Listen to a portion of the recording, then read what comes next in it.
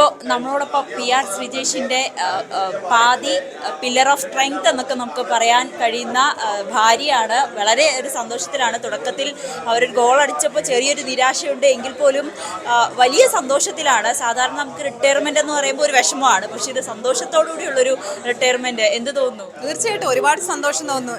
ഇപ്പോൾ കുറേ പ്രാവശ്യം ഇത് തന്നെയാണ് പറയുന്നത് എങ്കിലും ഒരു ഒളിമ്പിക്സ് വേദിയിൽ അടുപ്പിച്ച് 2 മെഡൽ നേടുക, രാജ്യത്തിൻ്റെ അഭിമാനമാകുക, അതും റിട്ടയർമെൻറ്റ് മാച്ചിൽ രാജ്യത്തിന് വേണ്ടി ഒരു മെഡൽ നേടിയെടുക്കുക എന്ന് പറയുന്നത് ഒരു കായിക താരത്തെ സംബന്ധിച്ചിടത്തോളം ഇതിലും നല്ലൊരു റിട്ടയർമെൻറ്റോ കരിയർ അച്ചീവ്മെൻറ്റോ കിട്ടാനില്ല. ഒരുപാട് സന്തോഷം.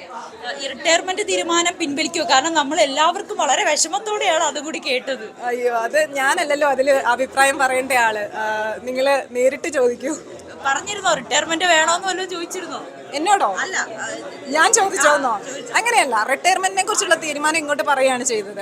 ഓൾമോസ്റ്റ് എനിക്ക് റിട്ടയർ ചെയ്യാനുള്ള ഇതൊക്കെ ആയി എന്ന് തോന്നുന്നു. So retiring.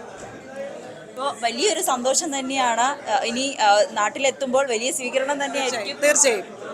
അമ്മ പറഞ്ഞു ഈ ഒരു വയനാടിൻ്റെ ആ ദുഃഖത്തോടൊപ്പം തന്നെയാണ് ശ്രീജേഷും കുടുംബവും. അതെ, തീർച്ചയായിട്ടും. ഫോൺ വിളിക്കുമ്പോഴൊക്കെ പറയാറുണ്ട്, വയനാട്ടിലെ കാര്യമൊക്കെ ചോദിക്കാറുണ്ട്. എന്തായാലും വളരെയേറെ സന്തോഷം.